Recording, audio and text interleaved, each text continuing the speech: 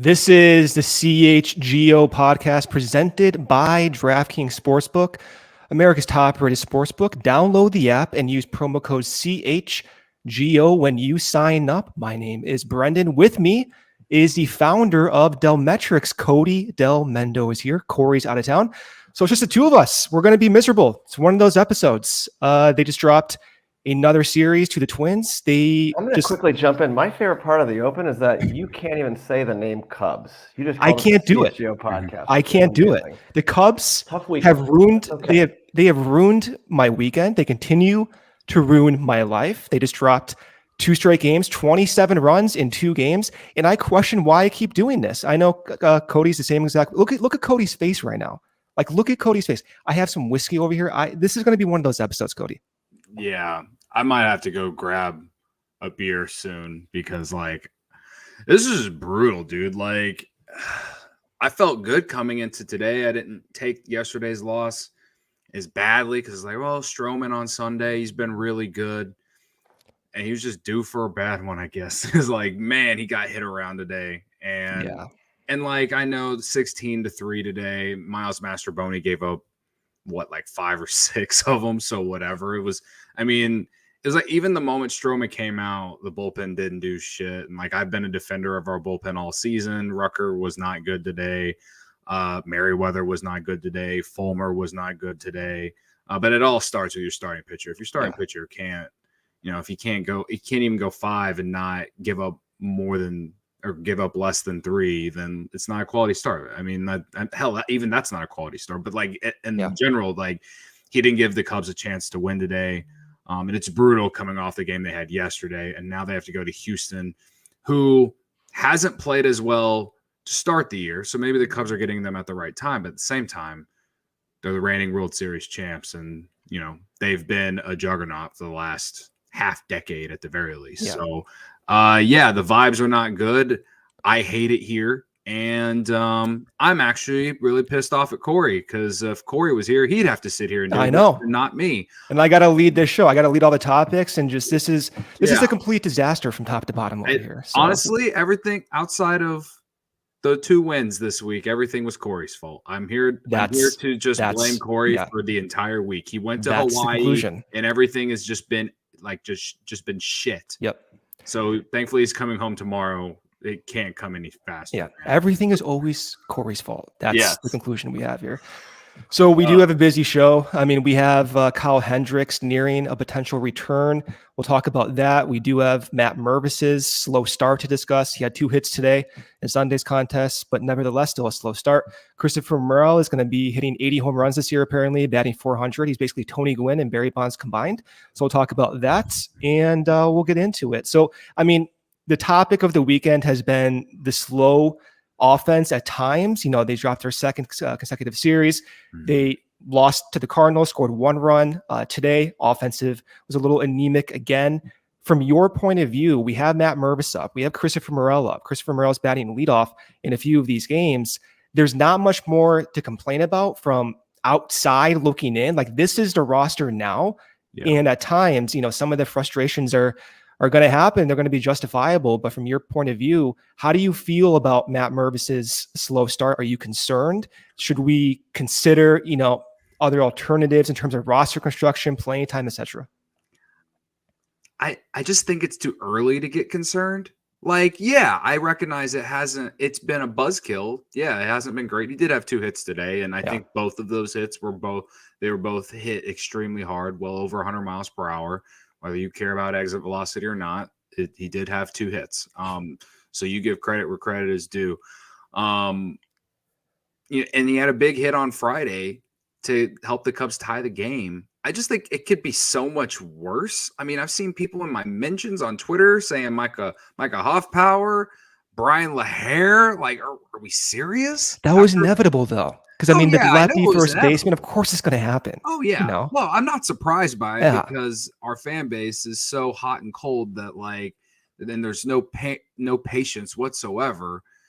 You had, like, and that's why the one thing that I always agreed with Ryan whenever he would try to talk me down on calling Mervis up was that you don't know if Mervis would have got a hit in whatever scenario or whatever when Hosmer got out before he was up. But the whole point of Mervis being here has nothing to do with the start. In my eyes, it has nothing to do with the start. It has everything to do about the Cubs' future. And he had played well enough at AAA for however many games. It was a large sample, and he earned this opportunity. I'm not going to give up on it after a week. It's literally been a week. Yeah, I mean, I understand the frustration, right? Like a lot of the things he was doing well in AAA, not striking out, not whiffing, hitting for power, not seeing that so far. Right. 33 plate appearances, contact rate is 65% among the worst in the league. It's a slow start, right? Yeah. But like, look at the pitching he's facing. Tough lefties, the Twins starting rotation staff. I don't know what the hell they're doing over there, but they got all this heat. They got all these carrying fastballs, all those changeups that you saw. It's been tough, right? Yeah. And you're getting thrown in the mix when the offense has been struggling at times in the past week and a half. So from my point of view, you kind of do have to be patient. But those Hoff Power and Brian LaHare mentions were inevitable, dude. You have to mentally prepare yourself for that. Yeah, I know. I know that. And again, I guess for me to say do I recognize it? Yes. Am I concerned? It just takes a lot for me to get concerned because I know how hard this game is. I mean, Hall of Famers are guys who failed 70% of the time.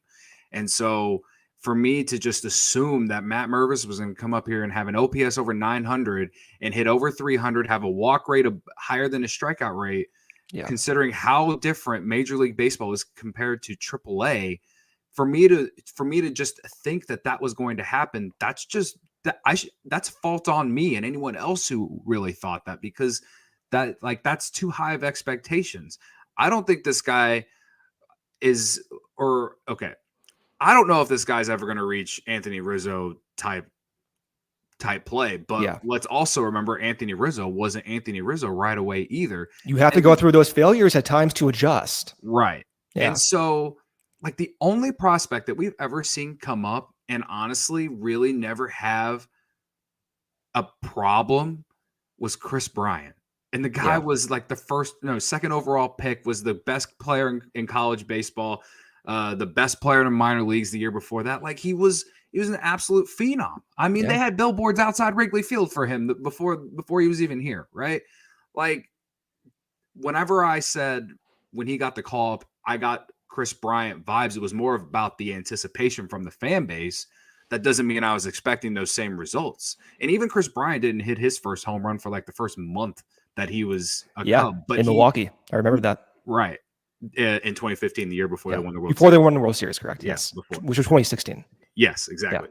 Yeah. And so like for his standards, it's not like he was lighting the world on fire right away. He eventually did that in 2015. But again, like Matt Mervis, he deserves more than a week. He does. Honestly, ask me the same question again in like 2 months. Ask me at the All-Star break how I feel about Matt Mervis, because at the end of the day, who else do you want to see at first base anyway? You want to see Eric Hosmer over there? Everyone was yelling about him being in the lineup yesterday on social media.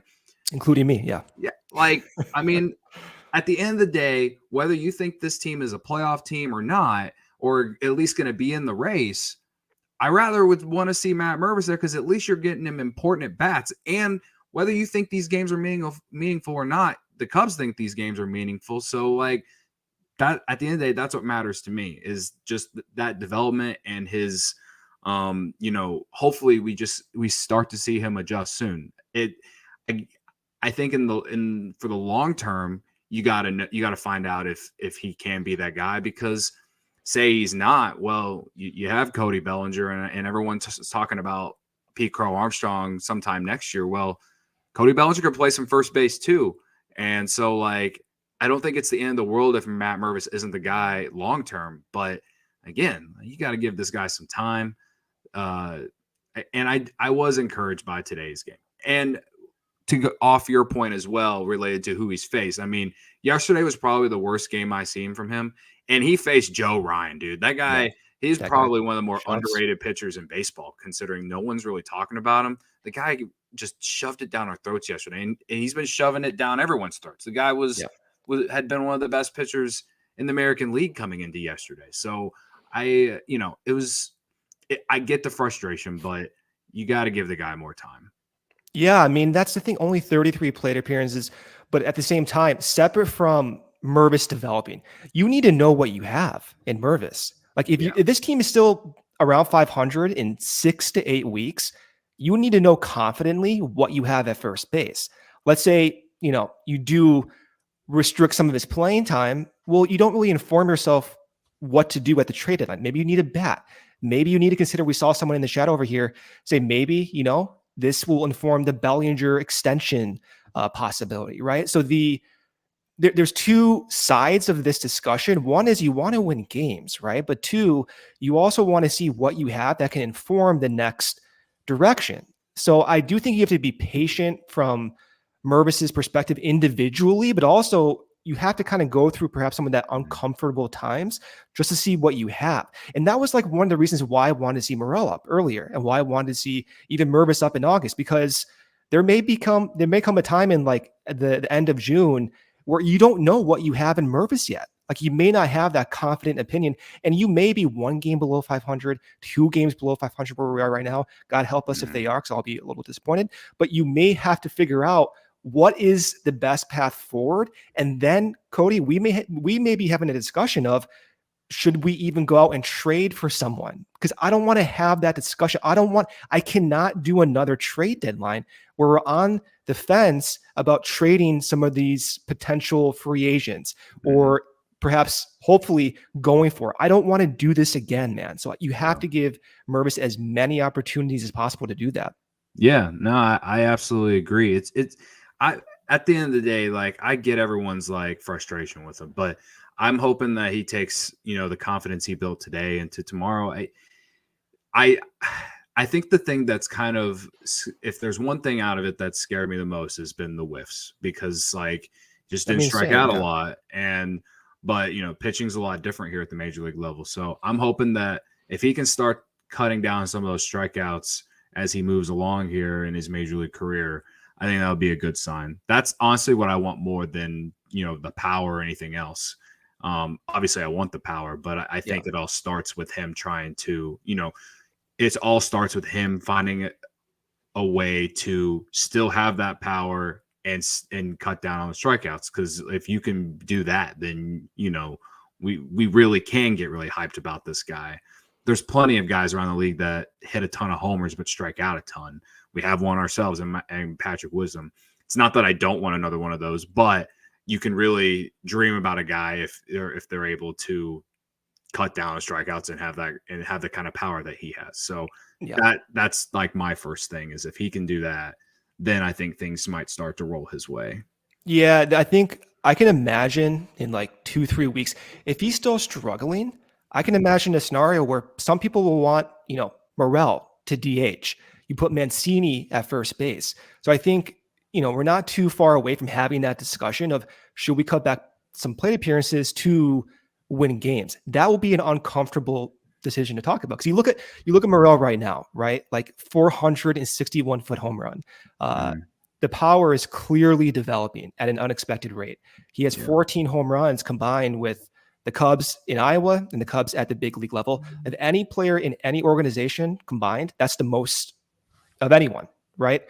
So with Morel, once you have Bellinger, getting situated, getting back from this off day, and once you have Nico coming back, like where do you even play Morel? To me, you have Nick Madrigal spelling certain guys, but to me, like you have to find a way to get Morel's bat in the lineup somehow. And maybe there will come a time where you do have to debate whether or not to cut back a little bit on Mervis's at bats. I don't know. Yeah, I hope it doesn't get so bad to where it comes to that. You know what I mean? Well, I'm in a bad mood. I'm thinking worst case scenario right now. Yeah, no, that would definitely be the worst case scenario. And if he's not even giving you if he's not even being productive in some aspect offensively in 2 to 3 weeks to where you're even like questioning that, then I would imagine the Cubs are probably not playing well still. And that, that's you're pissed off and you're thinking worst case scenario. That's my worst case scenario is thinking that, because we've talked about how the lineup has been so top heavy most of this year and we haven't got enough from the bottom of the lineup. And so with him not really off to a fast start, not much has really changed with this offense outside of Morel's hot start. But whew, man, I hope in 2 to 3 weeks we're not talking about Mervis, not getting everyday play appearances or whatever. But it's a possibility though. It is. You've seen you've ran that social media account long enough to know that is a possibility. Yeah. That said, I still there's not a lot to complain about the roster construction anymore with Morel and Mervis here. And I know Nico is out, which we clearly saw what this team is like without him this weekend. For me, when I look at the grand scheme right now, I'm thinking about, man, what if Nico was getting those at bats instead of Nick Madrigal? And what if,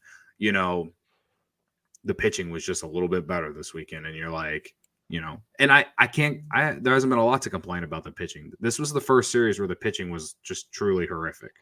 And so it's like, which is bound to happen. Right. It was bound to happen. Yeah. Not necessarily not saying that the pitching was way outperforming expectations. Well, maybe expectations it has been, but I'm not saying that they were, doing things that they shouldn't be doing. I'm not everything Justin Steele has done to this point is not a fluke in my opinion. And same thing with Stroman and Smiley and all of them. I don't think any of that's a fluke, but they all are kind of due for some regression a little bit because they have been so good. So for the timing of that to come could not have been worse, considering Nico being out and considering, you're trying to implement some of these young guys in and stuff. So I still kind of think that this team is trying to figure out, I don't want to say roles, but just kind of its way. And in a way, it's fine with me because I don't want this team to find a way to peak in May, but at the same time, you don't want to fall out of the race. I mean, they're 4 games back now after today. I don't know. If I'm as worried or concerned as anyone else in the chat, I'm not saying I'm not worried. I'm just more we're 2 games under and it could be so much worse. I guess that's my thinking right now. Yeah, man. I do have to remind myself that, but then I don't know. I keep doing this. I keep going back in time, and I can't shake the thought of what we would be like if Morel were up earlier. It's not to play Monday morning quarterback, but this is a type of situation that I feared, where you're not playing the optimal roster, and now the roster is here, right? So now the idea is, how do you get the best situations, the best playing time for Christopher Morel? And I think we're going to have some uncomfortable discussions going forward with that. But dude, you're seeing Morel, you see the vibe. By the way, that home run celebration where he's kind of clicking his toes, that's Alfonso Soriano, dude. He used to do that all the time, running third base and going out to the outfield. Yeah. So from my perspective, where do you even get Morel in this line? We talked about when I was in Chicago, right? DH is a possibility, but if you want to play him every single day, that's going to be perhaps not the best thing for his development. How do you get Morel in the lineup right now on a consistent basis, Cody? How do you do it, please? Right. Well, at this point, it's easy to get him there because Nico's out. But when Nico comes, he better come back in 5 days, or then this will be my last podcast if he doesn't. Right. If Nico's not back by next weekend, we're going to be in much worse shape. Yeah. Yeah. I mean, I thought I don't, me, I'm eye test, Dell metrics, whatever. He looked fine in center today. I think, I was happy to see Seiya hit a homer today, even though it was at a time where it didn't matter, blah, blah, blah. I know how some people will look at that. But, I think getting Morel in either center or right field, if you're not going to play him at third on some days when you want to give Bellinger or Seiya Suzuki a rest, is fine. But other than that, though, man, it's DH or third base more often than not. And the thing is that Mervis has been playing first base, so you're not even gonna have to take Mervis out of the lineup. It's just more of like you would just play Morel at DH and Mervis at first, and that's fine. Now, again, if we're talking about Mervis in 2-3 weeks about his struggles, then maybe that changes. And then you have another first base issue, I guess, unless you played Mancini every day there. Yeah. But yeah, I mean, third base or those two corner outfield positions, because I guess the same would go for left field too, because Ian Happ, he's played a lot and they're going to play every day. All three of those guys should play every day, and Happ, Bellinger, and Seiya Suzuki. But, there's nothing wrong with giving any of those guys a day off and maybe use them as the DH and let Morel play the outfield if you did want to quote unquote give them a day off, but still get them in the lineup.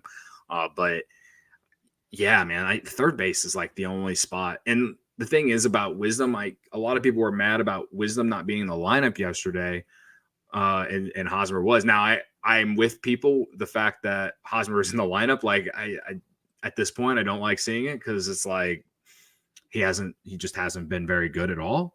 But considering the matchup yesterday, I didn't mind it because Joe Ryan's been very good. And high fastballs too. High fastballs, yeah. And that's something that Wisdom struggles against. Yeah. And so I understood it. And Hosmer honestly had some decent at-bats yesterday. Unfortunately, they were Are you giving Hosmer credit? I'm giving him credit for hitting some really nice foul balls, okay? Okay. Am I in the twilight zone over here? Or we're losing 2 games like this and you're giving Hosmer credit? Have I drunk too much of this whiskey over here? What's going on? When you have a weekend like this weekend where you lose a combined 27 to what? 4? You're giving credit to Eric Hosmer. I'm getting credit to Eric Hosmer for some nice hard hit foul balls. The only reason I give him any credit is because he actually put the ball in the air to the outfield and they were hit hard. I mean, he came very close to hitting a home run yesterday. So in a way, it did make sense that Hosmer was in over Wisdom, and that's all I'm really saying. But my point is, between him and Morel is that Wisdom's so matchup based. Like he really does struggle with the high velocity in the zone, and Morel, if there's days where that if Wisdom doesn't match up, then yeah, I'd love to see Morel at third. And the way he's played at second, as long as he can make accurate throws to third base, I think he can do it. Yeah. If he can do that, then yeah, I think he could play a solid third base. I do think Morel could be your future third baseman, everyday third baseman. But I do think that third or DH are probably your best spots when Nico comes back. But thank God he's here with Nico out right now, or else this offense and this team would just be so depressing right now. I know. So. All right. Well, we have a lot of comments about Wesneski, a lot of comments about Hendricks start today. We're probably going to have a decision by maybe Monday, Tuesday, by the time you guys listen to this. So as of right now, Hendricks just threw 79 pitches. His day is over in Iowa. 5 innings, 6 hits, 2 earned runs, 4 strikeouts, 2 walks. So that could be his last start, perhaps. We'll find out more information, but let's do a quick ad break here. We'll come back after. We'll talk about Wesneski, talk about Hendricks, get your thoughts on that, get everyone's thoughts on Wesneski's struggles, and we'll go from there. Mm-hmm. First break here from our sponsor, Shady Rays. Take on the sun with gear built to last. Our friends at Shady Rays have you covered for the warm weather ahead with premium polarized shades at an affordable price. Shady Rays is an independent sunglass company that offers a world-class product that's just as good as any expensive pair we've worn. I got a brand new pair of Shady Rays, Cody, when I went to the studio last week. Oh, yeah. I did. I don't have them in front of me. They're in my car right now, so I'm not doing a good job with this battery. They're like a light brown. They're pretty cool. If you're like me, I tend to lose my sunglasses or break them. I've sat on a few sunglasses before. Sometimes I just forget where I put them. If you do that, and if you're like me, you can get a pair back from Shady Rays. No questions asked. Wear Shady Rays with confidence because they have your back long after you purchase them. Together with their customers, Shady Rays is also providing much needed support to support nonprofit partners across the U.S. through the Shady Rays impact from building play sets for pediatric cancer patients to providing young adults with MS the outdoor adventure of a lifetime. Shady Rays is making an impact for your community and others like it now and for years to come. If you don't love your Shady Rays, exchange them for a new pair or return them for free within 30 days. There's no risk when you shop. Their team always has your back. Exclusively for our listeners, Shady Rays is giving out their best deal of the season. Go to shadyrays.com. Use code CHGO for 50% off 2+ pairs of polarized sunglasses. Try for yourself the shades rated 5 stars by over 250,000 people. Second break here from our sponsor, Game Time. When I was in the studio, by the way, I give Luke a lot of credit for those segues for different ads. Now I'm self-conscious about my segues. I can't do it. I was trying to find a way to link Game Time to Shady Rays. I just cannot do it. But I'm going to try to read this. We'll get back to Wesneski and Hendricks. Game Time is the fast and easy way to buy tickets for all the sports, music, comedy, and theater near you with killer deals on last-minute tickets and their best price guarantee. You can stop stressing over the tickets and start getting hyped for the fun you'll have. The Cubs are actually coming to San Diego in a few weeks. A few friends of mine, a few family members have already bought tickets through Game Time. I told them that it is the fastest growing ticketing app, and they can download the app and use our code CHGO for $20 off their first purchase. So if you want to get tickets, if you have not used Game Time app yet, use that code CHGO for, again, $20 off your first purchase. Terms do apply. Again, create that account, redeem code CHGO for $20 off. Download the Game Time app today. Last minute tickets, lowest price guaranteed. All right, Cody, a lot of talk about Hendricks, a lot of talk about Wesneski. The idea probably is Hendricks comes up within the next week. If maybe has one more start, maybe within 10 days. The idea is Wesneski's probably going to go back down. How do you feel about that? I think it's fine. I don't have high expectations for Kyle Hendricks, but the thing is that when you're the number 5 starter, there's not a lot of high expectations for that role anyway. So that in that thinking, I'm hoping that he pitches better than what anyone really thinks. I mean, there's been a lot of people in our chat when we've talked about him that say he's washed, say he's done, say he hasn't done anything in 5 years, even though that's statistically not correct. A lot of things like that. So I am, for the sake of, him being the last guy from 16, I'm hoping that he comes back and pitches well. But at the same time, I'm not out on Wesneski. I know he struggled with that fastball to lefties specifically. And, I think the command has been a struggle too. But I don't know. I tweeted yesterday that after he came out, I was like, one day we will laugh about this start. I think there's better days ahead for him. And so I know I definitely feel better about him if he goes back to Iowa than I felt about Caleb Killian when he went back to Iowa. Oh, he's a mess. Yeah. So, I do think that there are better days ahead, but at the same time, I said, when despite how great he was in the spring and how great he was last September, I tried to let everyone on the show who watched in the chat and everything, like, have tempered expectations because he's a young pitcher. And like, it's just, unless you're like, I remember Steven Strasburg's major league debut, or, some of these other guys who were just like, it's not that Wesneski didn't have like a hot,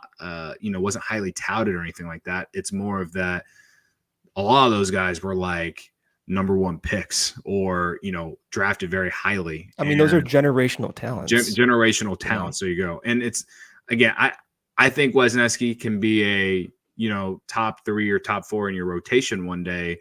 But do I think he's a number 1 ace? Do I think he has that kind of potential?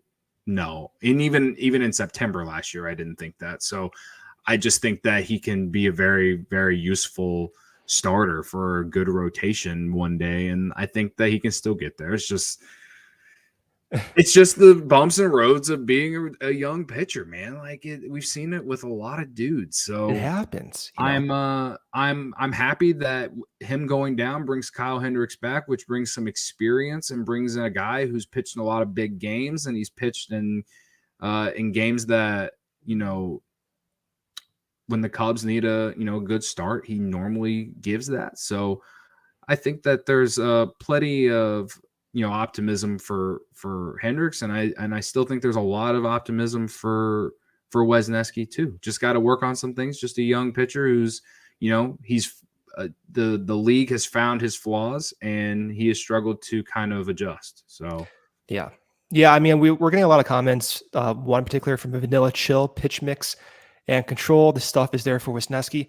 That is spot on. The pitch mix is maybe something that can be improved upon, but the control is in my opinion, the control is driving the issues. If you look at last year, the slider was among the best in Major League Baseball. The stuff alone puts it towards the top. But last year, Wesneski's command on that slider was also at the top of the league. If you look at how often he hit the edges of the strike zone just with the sliders, he was among the best of any pitchers. So this season, that command has not been there. Now, it's not manifesting in walks. If that's a reason for optimism, go for it. But his walk per 9 is only 2 batters per game. So think about that. Versus Killian, as you mentioned, walks all over the place. You have no idea where the ball is going. For Wesneski, is slightly leaky command. So why that is, I have no idea. He's very self-conscious. He's very aware of his shortcomings. Also, too, that four-seam and sinker, the command has also not been there as well. Overall, all of his command has just not been there. But the stuff is almost identical. So that should it gives me confidence, right? And I think for his potential as a top-line starter, maybe you're a little bit lower than I am with him. I still think it's there. When you have a slider that rates in the top tier of current pitchers, by default, you have to have a high ceiling. Like he has that high ceiling. The issue is right now that fastball is not going to get him to that high ceiling. That fastball is below average. So some like Vanilla Chill said, maybe throw more sinkers.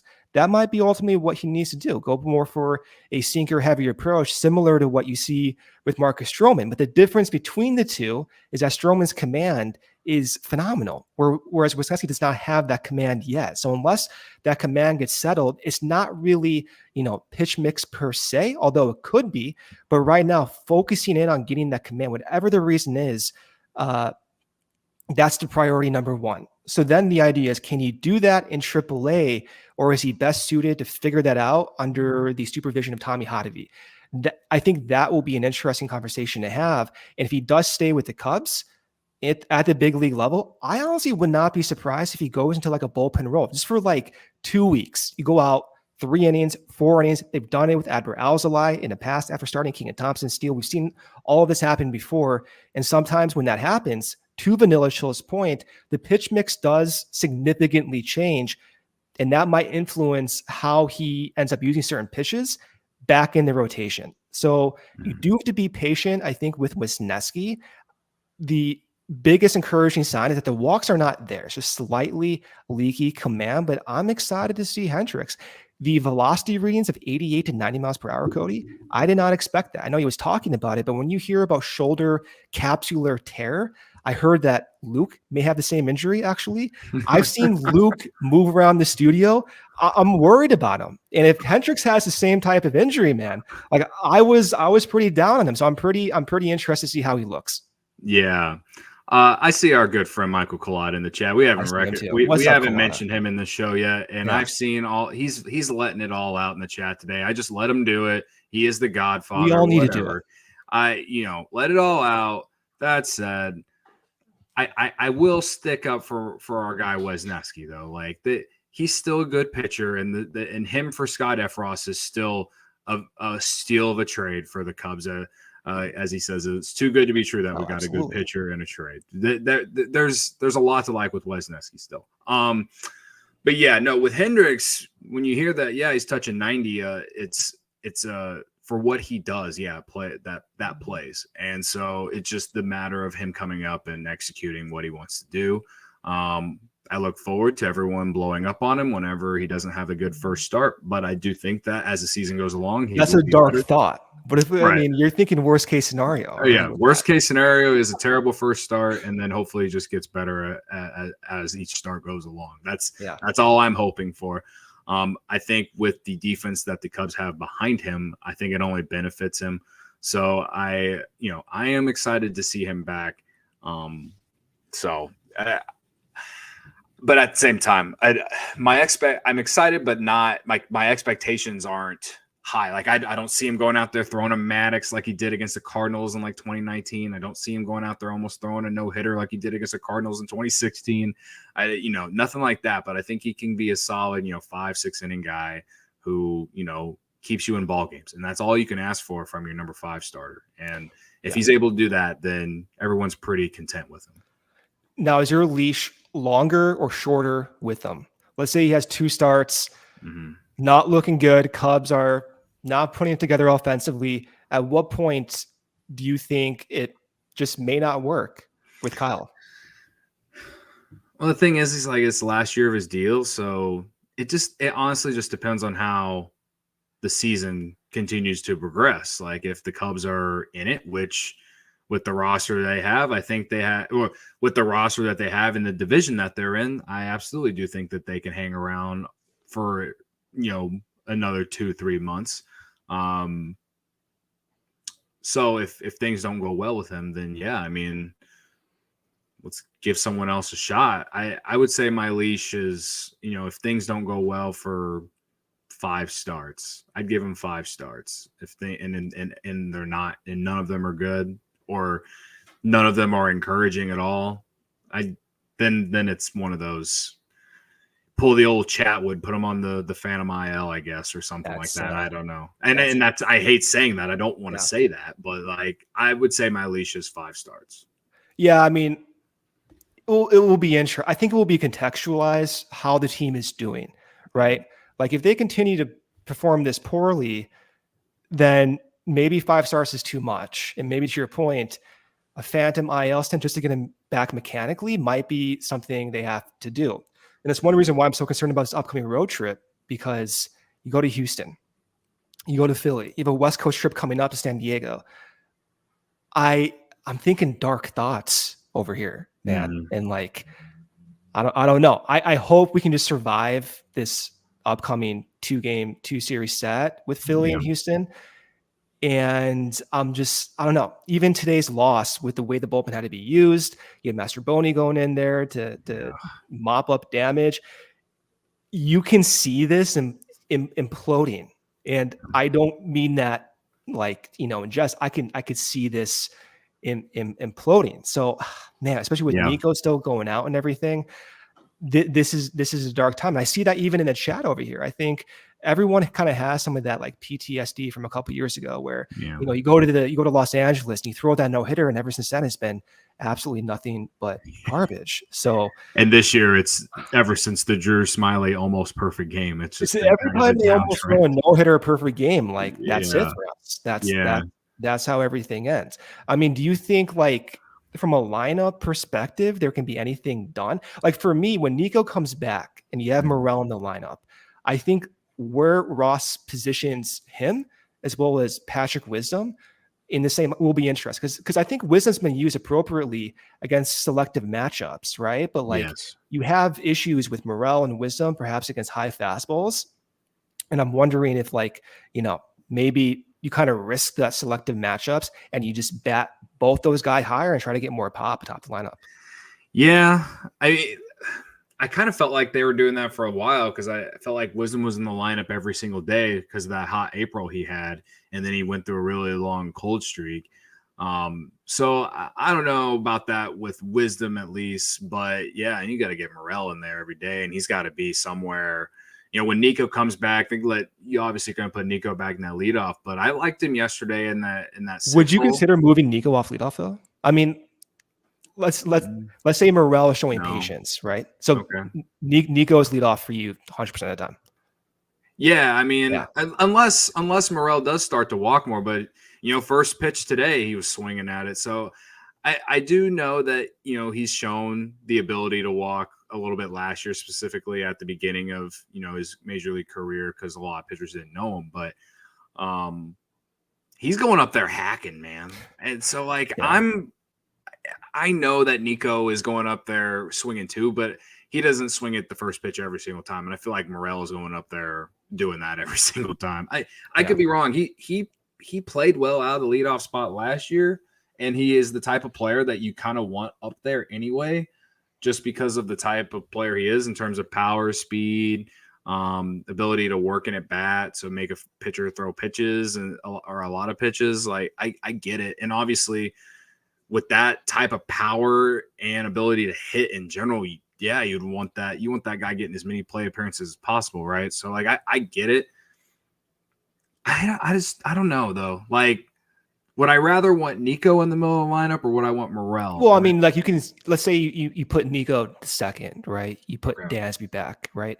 That's kind of where I'm thinking, because there's been times where Morel's swinging at pitches outside the zone at like a league best rate. I bring this up every now and then, but for a time there, he was swinging a fewer pitches outside the strike zone than what we saw like Dexter Fowler do out of the leadoff spot. So I always think about this in the back of my mind. Like if you put Morel in those situations, he unexpectedly just continues to surprise people. So I do wonder about that. And then you look at like Seiya, for example, right? A lot of concern about Seiya. I don't quite understand that. Like his WRC plus is 111. His weight on base average is 335. Like if this is a slump, then are the expectations for him to be an MVP level player? But I understand some of the power shortage that we've seen from him. Do you put Seiya back perhaps? I mean, these are the conversations I keep seeing around Twitter. Yeah. Well, beginning of the week, I think I've said it multiple times where I wanted David Ross to put him lower in the lineup. Some people were telling me that he should be benched for a couple I saw days. that. That's what I mean. It's like, dude, he's not struggling that much. You know? Those are the same people that want Magical to play every single day with that like 260 weight on base average. He's ruining everyone's lives. It doesn't make any sense to me, especially with the way everyone's created too. It's not great. So, with Seiya, up until I thought, ever since the game against St. Louis where they blew him out, I've thought he's had better at bats. He hit a home run today, which I don't care if it was a blowout. He still hit a home run. I thought he had good at bats on Friday, and then yesterday was kind of a wash. So I don't know. If you do put Nico in the second spot and just kind of move down from there, Swanson, Happ, and then Bellinger, and then go Seiya, and then like maybe that is the right move. I mean, I always thought Nico was a guy that you could bat either first or second. So maybe put Morel there first with Nico second might be the ideal lineup. And it only like it pushes all your good hitters down one, so you don't have to worry about who's at the bottom as much, because we've all talked about it enough to where it's like so top heavy lineup. You're worried about what's going on in the 7, 8, and 9 holes. This necessarily maybe only makes you concerned a little bit about your 8 and 9 hitters, which one of those is usually Jan Gomes, who's been great this year. So, I mean, I'm open to anything really. I'm not one who complains about the lineup a lot, but I will say that you got to get Morel as many at bats as possible. So if they decide to do that, like when Nico comes back, I'd get up for it. Yeah. I mean, I do like what I've seen from Nico at the leadoff spot. Just he is swinging at pitches more so in the strike zone, swinging at less pitches outside the strike zone. So I'd be surprised if Ross ends up doing that. But, sometimes you need to shake things up. All right. So this is what we're going to do. I'm going to do a quick ad break here. We'll come back. We'll talk about the week ahead. Very scared about the week ahead, but we'll get into it, get everyone's ideas. I do want to talk about Jameson Taillon. Not been good. So let me do this ad break. We'll get back into it. Okay. So quick break here from our sponsor, FOCO. Get fitted out in the best sports gear around. They have hoodies, shoes, signs, bobbleheads, and everything in between. They have these slippers. This is like the third time I brought them up.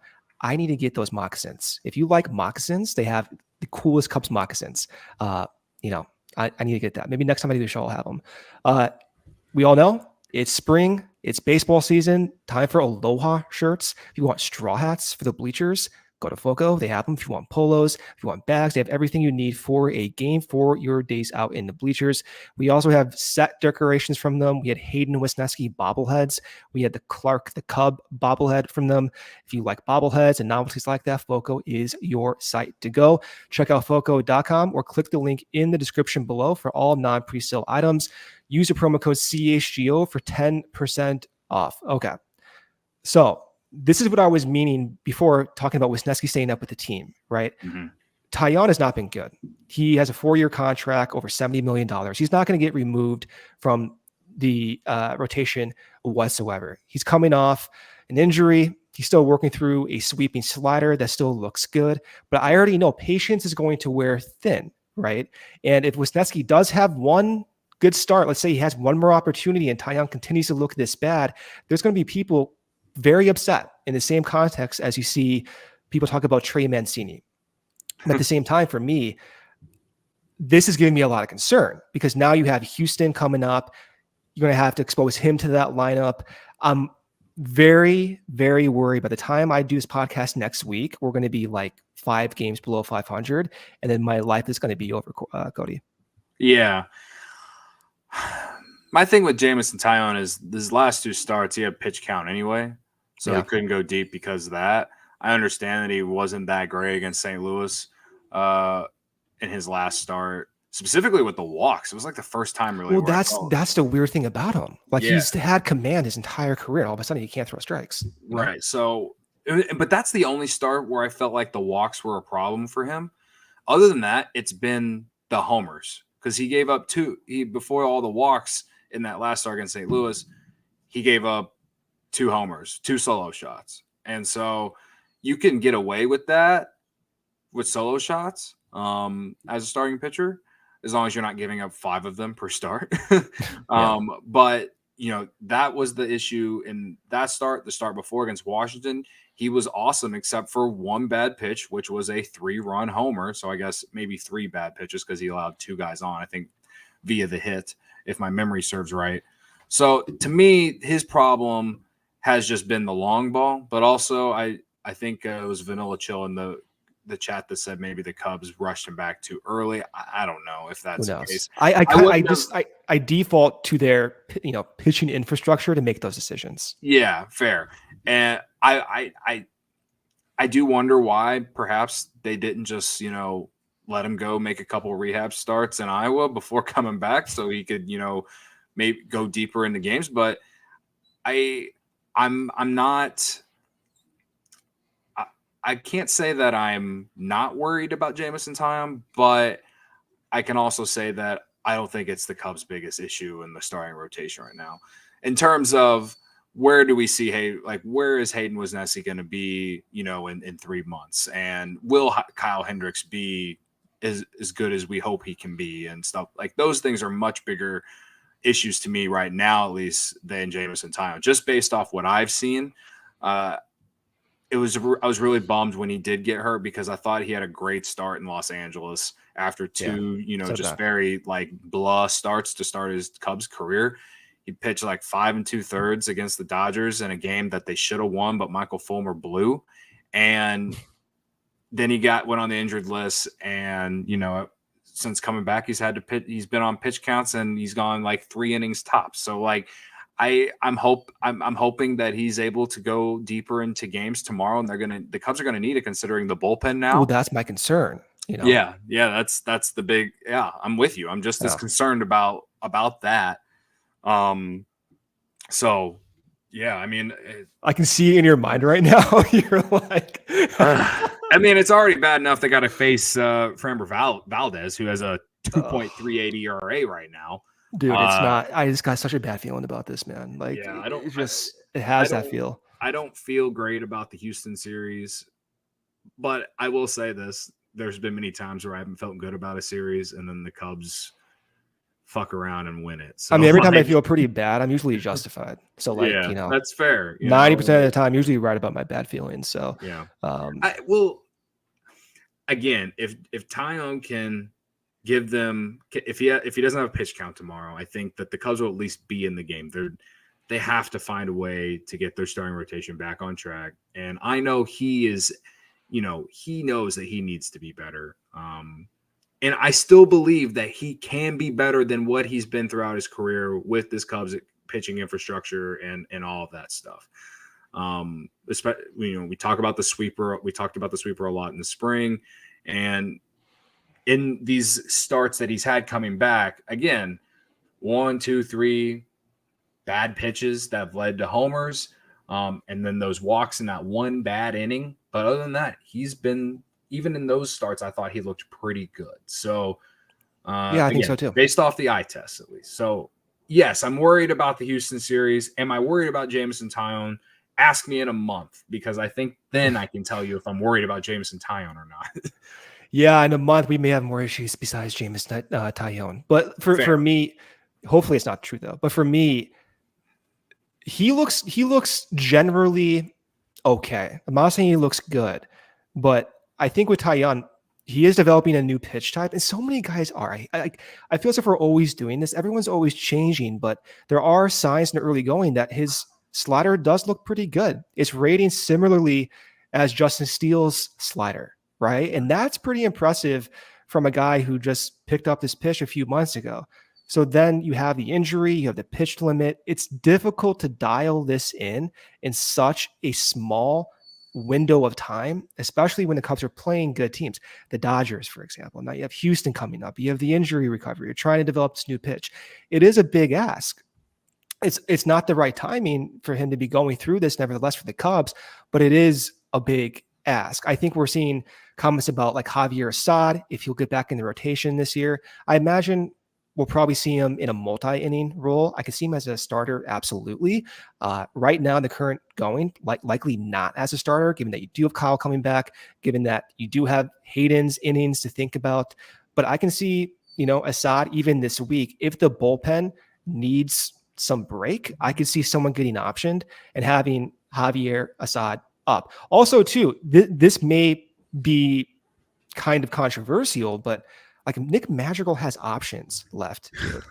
And it's not controversial, bro. Like, dude, there's people who like legitimately are so vitriolic about Nick Madrigal. And I know. I'm not hating on the guy. It's like I feel like we're doing this again after we just did this with like Alberto Mora. It's like I get the skill set, right? I understand that the previous potential, but he's been one of the worst hitters in the league, and you need offense right now, and you have scarcity for roster positions, and you have options with the guy. So like, honestly, dude, I think a lot of the discussion about Morel needs everyday playing time, put him in AAA, man, like, Madrigal may need everyday playing time too. Put him in AAA and then call him back up if you need him.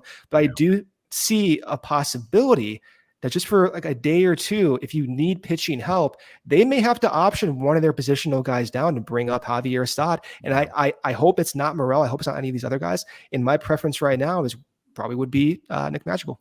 Yeah, I mean, a guy we haven't mentioned, well, I guess we did mention because he pitched today, but Miles Mastroboni, I would rather stay on this roster than Nick Madrigal at this point. And I can now say this because I have had to go 2 weeks without Nick Madrigal. Your time's up. You can do it now. My time is up. My time is up. Do you regret agreeing to that 2 weeks? Because you've been dying to say stuff. I don't know why you did 2 weeks. It's a little bit too long of a window. Well, it was 1 week, and then last Saturday he had the big hit to give the Cubs the win against the Marlins. So everyone in my mention was like, "Oh, another week for Cody. You can't slander Madrigal." And so it's like, fine, whatever. The thing is like, I'm right where you are. I don't hate any of these guys. I will say I'm trending towards that though. I am. As people, I don't hate them. Okay? Not as people. No, of course not. He's a nice guy. Yeah. My thing with Madrigal is that he's such a situational type hitter, in my opinion. Like, he's the perfect situation. Sure. You got a couple guys on, you bring him off the bench to hit it to the right side. If you got a guy at third base and it's late in the game, you need a run, he's the perfect guy to bring up to the plate. He's a perfect guy if you need a slow, weak ground ball to the right side. Yes, he's your guy. He's a perfect dude for it, man. Yeah, one out, third base, yeah. And so, like, that's awesome. But the thing is like, what's the difference between him and Miles Mastroboni? Like, I don't think there's a lot of difference. To be honest with you, I like Mastroboni's potential more. I think he has more. He has a better plate approach. He has the positional flexibility. He has a little bit of pop. Like, man, like, again, I don't want to bag on these guys because I know like they're working their ass off, especially with Madrigal learning third base. But man, like, he's really causing me health problems. Like, I have really like genuinely have had headaches because of Nick Madrigal playing so often, Cody. Yeah. I think that if they did bring back Assad, I would prefer them to option Madrigal at this point, because I just think Mastroboni has a little bit more versatility, first off, defensively. Yeah. And he's a left-handed hitter, and the Cubs just don't have a lot of left-handed hitters. They could totally use that right now. Yeah, Eric Hosmer. Don't say that. Okay. So there's no way they're sending Morel back to AAA. If they send Morel back to AAA, dude, we were saying this when the season started, man. Like, I know you guys had that. I remember so vividly. You guys had a show in spring, and you were talking about, will Morel go to AAA? I saw the title. I'm like, what the hell? What the hell are they talking about? There's no way Morel starts the year in AAA, and look at us now. I would not be surprised whatever happens. I mean, I guess that's fair, but the way that he's playing right now, I just don't see that happening if we're talking about in the moment of needing to bring up Javier Assad, especially with Nico out. So the thing is Morel, Madrigal, and Mastrobuoni. I know Morel is obviously better than the other two, but they're all versatile players. I mean, Mastrobuoni and Morel a little bit more versatile than Madrigal. You can play a Madrigal at third if you have to. And I've been fine with it considering the matchups, playing the matchups with Wisdom.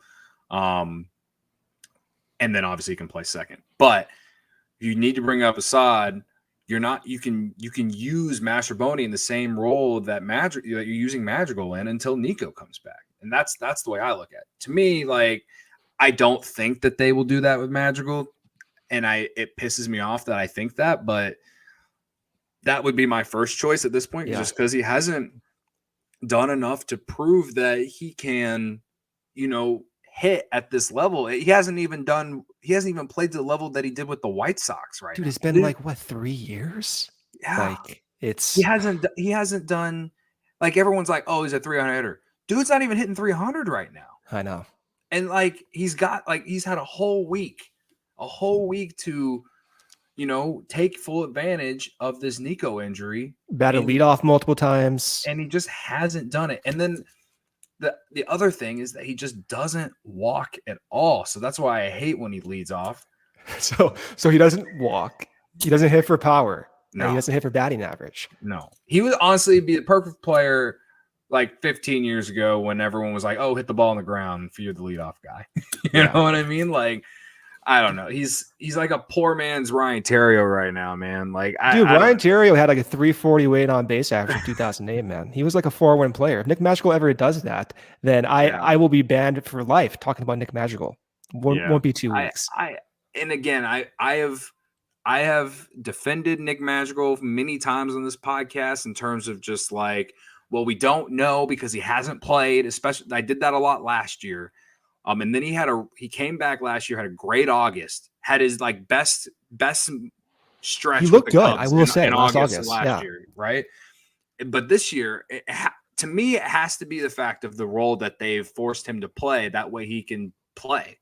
You know what I mean? Like, to me, what will benefit Nick Madrigal at the end of the day is if the Cubs just trade him. Like, and you can honestly just trade him for anything. I don't care about the value that you get back from him at this point because you have another Nick Madrigal type in Miles Mastrobuoni who might be just a little bit better and from what I've seen at this point. Plus, you have Nico Horner, Dansby Swanson, and Christopher Morel. Anyway, like you're not going to miss Nick Madrigal. You're just not. So to me, what I would rather the Cubs do with Nick Madrigal than send him to Iowa is for them to just trade him. That way you can. I don't care. Again, you get a bullpen arm back like you did for McKinstry, fine, whatever. Do whatever with that, whether it's a guy that's in Double-A and you hope to use the pitch lab to make him better. I don't care. You have to find a way to play Morel, and until Nico is out, I'd rather see Mastrobuoni play. And even when Nico comes back, then you have a guy like Mastrobuoni coming off the bench, which I think is where his best place on this roster is just coming off the bench as a pinch hitter, Tommy La Stella type. He's a left-handed hitter too. Like that's how I generally feel about these influx of middle infielders that the Cubs have that we've talked about and tried to not think that they were going to cause some sort of blockage, but it clearly has. And so, yeah, in that scenario, that's what I would do. But I believe in our front office. I like what Jed and Carter are doing, but for some reason, I feel like they do this every year. They have that one guy every year, man. Like last year was he who shall not be named. Yeah, don't you dare even mention these names on this show. You know better. You know who I'm talking. He played third base and he played a little second and shortstop too. Yeah. And then we're not seeing the other guy, man. And this year it's Nick Madrigal and even you can even throw in Eric Hosmer on that too. So I don't know, man. It's a very frustrating like dynamic with that entire situation of the Cubs right now, because I feel like if they just like figured that out or just decided these are who we want, the better players, which the clear better players, just based off numbers and based off the eye test even too, like I feel like the team would start playing better that way. And like, that's like this situation is what leads me thinking the people in my mentions that are like, this team isn't trying to win this year. This team is, 77 wins at best. Well, like whenever we start talking about this shit, this is where I'm like with those people. And I'm like, I'm with you. Yeah, you're probably right, because they're not being serious right now. And like, is it them not being serious, or do they legitimately think that Nick Madrigal should be playing leadoff? Like, does David Ross legitimately think that he should be leading off more than Christopher Morel, given the situation of the team right now? And if that's the fact, then like, holy shit, then I will start thinking negatively about David You have Ross. to think negatively if that keeps happening. Right. Like, I'll end the show here in a few minutes because I know like Lawrence has stuff to do and we can go on for hours talking about this. But like last year, there were like right before Hayward was ultimately, let go. Like, dude, Ross is batting him in the middle of the order, man. Like a lot of Ross's intention is like trying to use the lineup process to get guys going. And I think that's why you're seeing Nick Madrigal bat leadoff to some degree, not totally, but I can see Ross kind of trying to get these guys going too much to the team's detriment, man. But yeah, like the one, like when you say it like that, the one guy that I thought that they should have done that with was Seiya Suzuki, just because like he has a great plate approach, has power. I was fine with that, and they haven't tried that. And like, I'm okay that they haven't tried it, but he's the one guy that I was like, that makes sense to do. But instead, they're doing Nick Madrigal, and I'm just like, dude, you got to give Morel these at bats, dude. Like. And tomorrow we're going to see that lineup. You know this. We're going to see that lineup. It's going to be Nick Madrigal batting leadoff. It's going to be Eric Hosmer batting 6. I guarantee it. This is what's going to happen. If that is the fact, I am hammering the Astros. I'm hammering the Astros on DraftKings Sportsbook. Emotionally hedging your bets. Emotionally will hedge against my That's team what you tomorrow. have to do. If Madrigal is leading off and Eric Hosmer is in the lineup, I don't care. Framber Valdez, I don't care that he's a he's a left-handed pitcher. There's no way Eric Hosmer is in this lineup tomorrow. But if Nick Madrigal's leading off, and I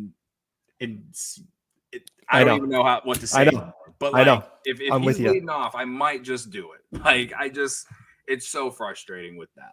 All right. I mean, we're going to end it there because, again, we can go on for hours. If you want to emotionally hedge your bets, the show is presented by DraftKings Sportsbook. You can download that app. It is America's top-rated sportsbook. Use promo code CHGO when you sign up and protect your mental health by betting on the Astros if you want to do that. All right. Corey will be back next Sunday. I hope that I played a good role for this part of the CHGO Cubs podcast. You did. Because I know Corey does the show and then he lets you do what I just did. Yeah. And you were in his role today. Yeah. So I hope the people liked it. I hope the people that listened to you and Corey specifically enjoyed it. I honestly, I enjoy this more than a lot of the Sunday shows we ever do. I feel like I needed to talk. Like, I love Corey. Corey's gonna be like, "What are you talking about, Brennan?" But like, look, we need this, Cody. You and I need to be miserable together at times. It helps me get through my days. Oh my God. Yeah, I do feel a little bit better. I'm still going to have the old Cubs therapy session after this, though. Yeah. I got to go find some food to make me feel better. Same, man. All right. Well, I'll leave it at that. Again, we'll be back next Sunday. We have many shows this week. You'll be back tomorrow, Cody, with Luke, Ryan. You guys can catch their shows on the YouTube link here. If you're in this chat, go ahead and leave us a like. Look at that graphic that Lawrence made. He had the David Ross thumbs up graphic there to give us a like. Very good. So then Corey and I will be back next Sunday again. I am asking for thoughts and prayers for this week. I cannot go through this week with many losses, or next Sunday, it will be it will be one of those shows. So thanks thank you everyone in the chat as well. Thank you everyone in the chat. We tried to read as many comments as we could, but yeah. All right, and as Corey always says, thank you for listening, and as always, go Cubs.